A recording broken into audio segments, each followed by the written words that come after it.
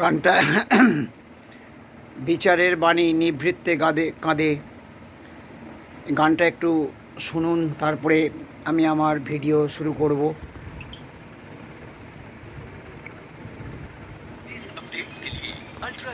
আপনারা গানটা একটু শুনুন।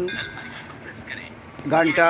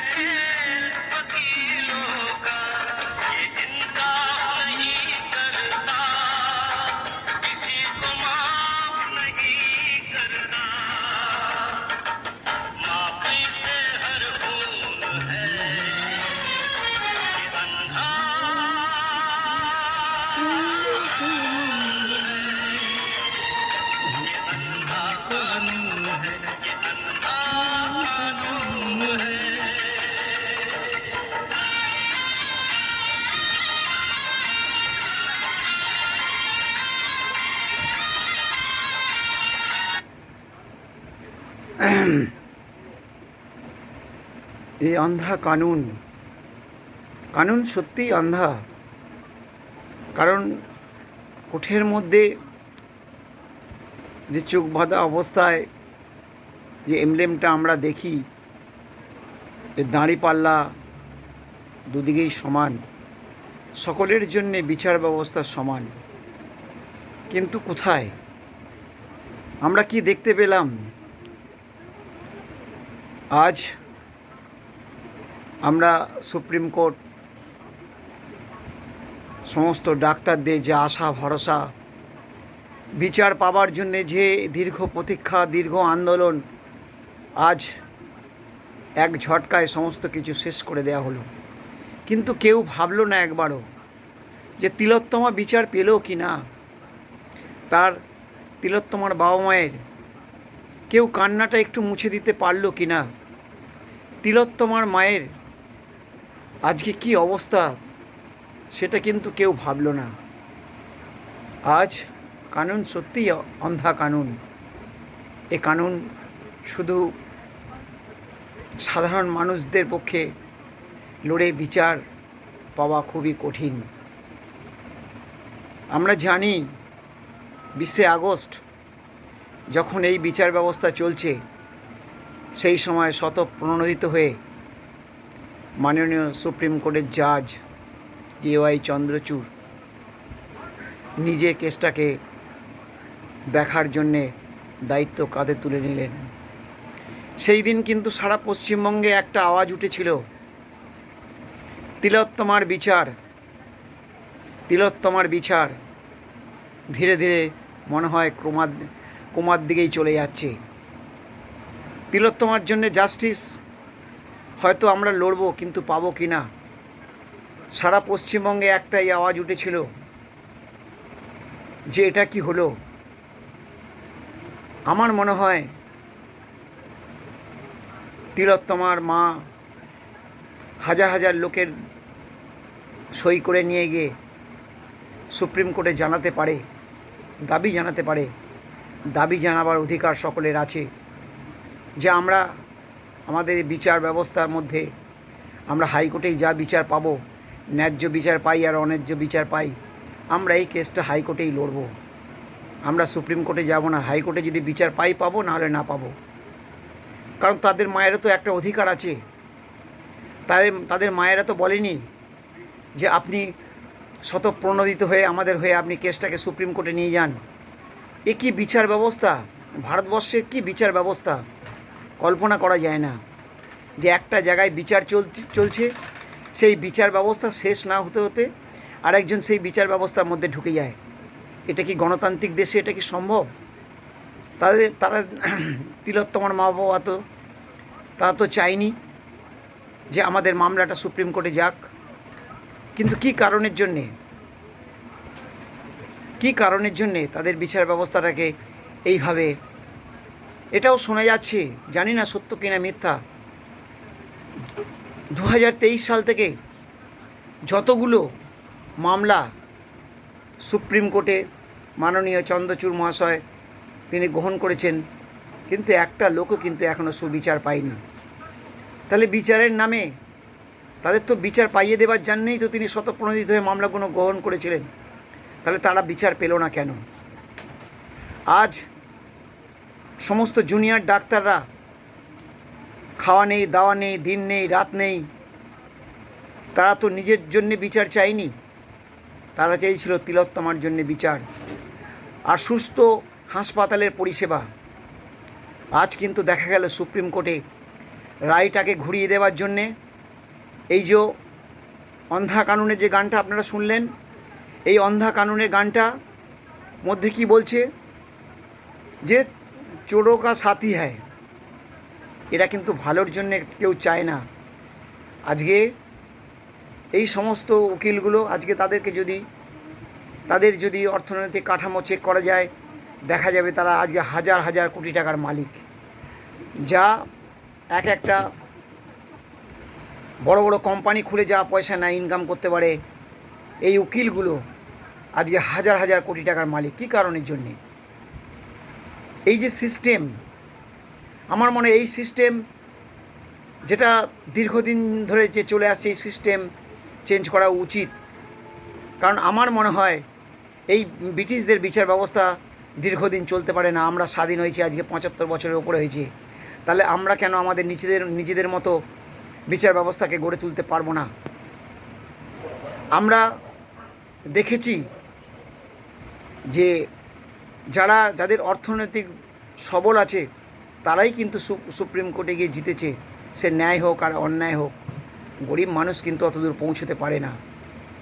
যাই হোক, তিলোত্তমার মায়ের কান্না কেউ মুছে দিতে পারবে না, তিলোত্তমার বাবার কান্না কেউ মুছে দিতে পারবে না।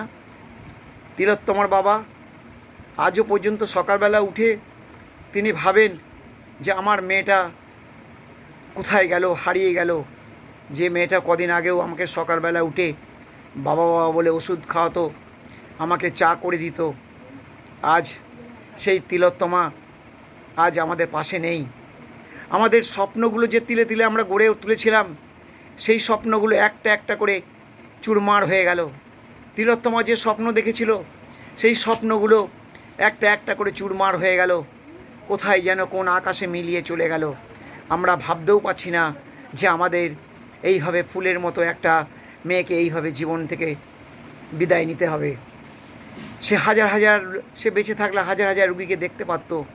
কিন্তু আজকে সুপ্রিম কোর্টে সম্পূর্ণ ডাক্তারদেরকে দোষ দেওয়া হলো, তারা নাকি ট্রিটমেন্ট করছে না, তারা নাকি তাদের জন্য হাজার হাজার লোক নাকি ডাক্তার থেকে বঞ্চিত হচ্ছে। আমার একটা প্রশ্ন, আমি বিভিন্ন হসপিটালে গিয়ে দেখেছি, আজ থেকে আজ নয় 7-8 বছর 10 বছর আগে আমার দাদাকে ট্রিটমেন্ট করার জন্য নিয়ে গেছিলাম। তখন দেখেছিলাম সেই রাত্রিবেলা সেই হসপিটালে কি ভয়াবহ অবস্থা। আমি আমার দাদাকে ভর্তি করতে পারিনি। অন্তপক্ষে 5টা-6টা হসপিটাল খালি অ্যাম্বুলেন্স করে নিয়ে ঘুরেছি, কিন্তু আমার দাদাকে ভর্তি করতে পারিনি। লাস্ট একবার অনেকের সহায়তায় আমি পিজিতে ভর্তি করলাম, তাও ওখানকার অনেক লোক অবজেকশন দিয়েছিল, বলছে না ভর্তি করা যাবে না, আপনি কোন সোর্সে এখানে ভর্তি করেছেন।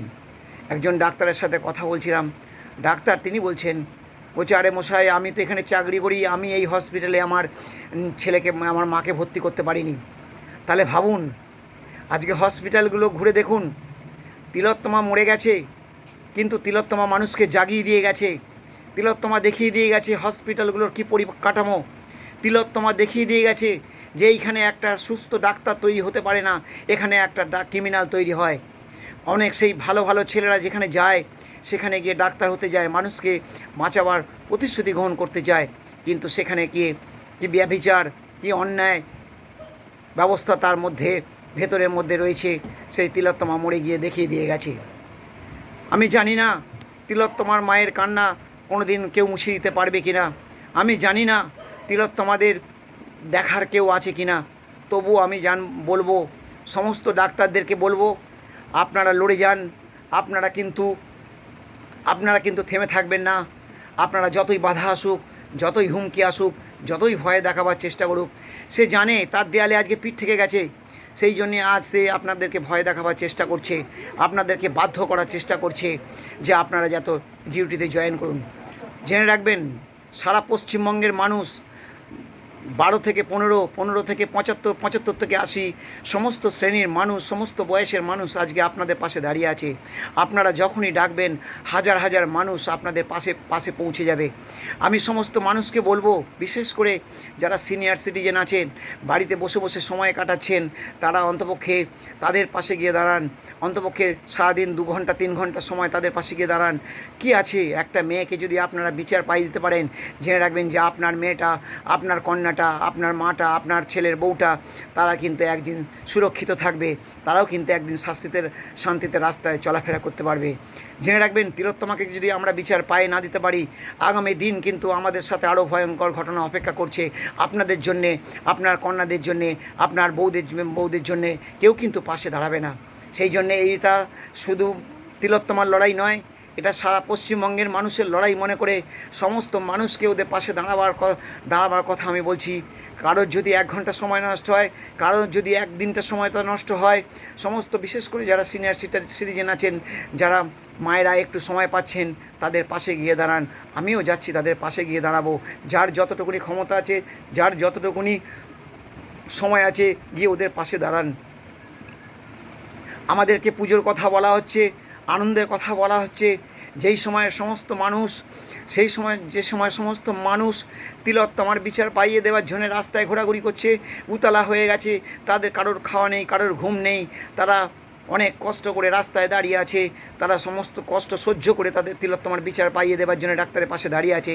সেই সময় পুজোর কথা কারোর মনে আসে না।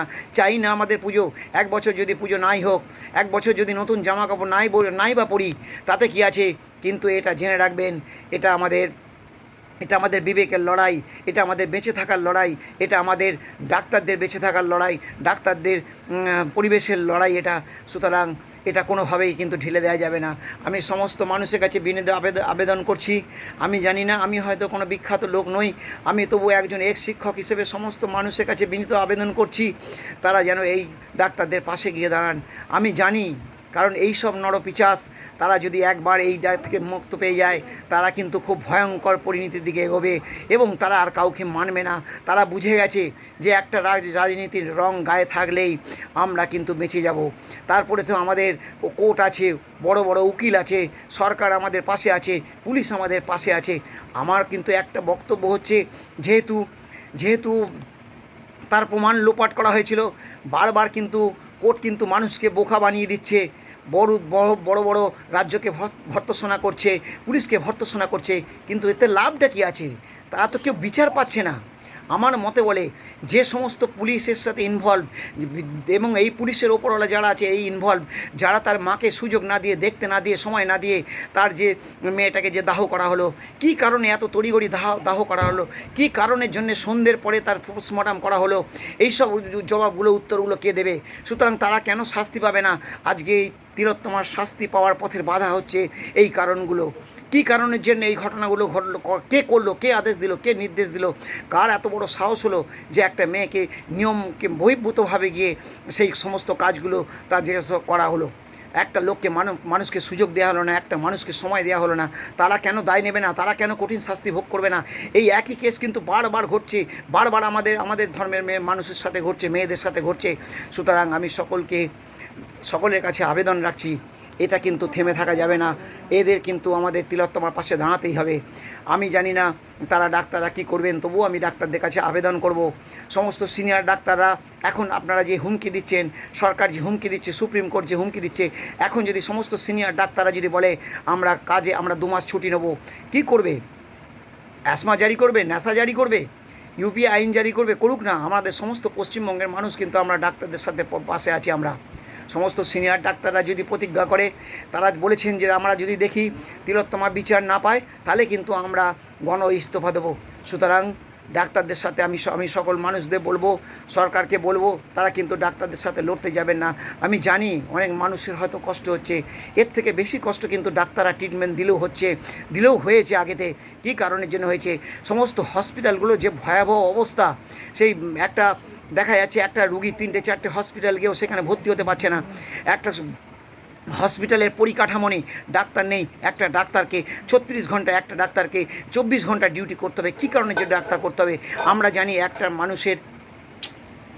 একটা মানুষের কিন্তু যে তার ব্রেনের যে ক্ষমতা, সে ক্ষমতার বাইরে গিয়ে কাজ করা উচিত নয়। সে মানুষকে ট্রিটমেন্ট দেবে কি, সে পরিষেবা দেবে কি? সে তো তার মানুষের ক্ষতি করে দেবে। সেই জন্যে আমার মনে হয় এই সিস্টেমটাকে চেঞ্জ করাতে গেলে অবশ্যই তিলোত্তমার দোষীদের শাস্তি পাইয়ে দিতেই হবে। সমস্ত ডাক্তাররা এগিয়ে চলুন, আমরা পাশে আছি, আমরা পাশে থাকব, ভবিষ্যতেও থাকব, কারণ ভবিষ্যৎ প্রজন্মকে বাঁচাবার জন্যে আপনাদের একান্ত আমাদের প্রয়োজন। ইনকলাব, বন্দে মাতারাম, ভারত মাতা কি জয়।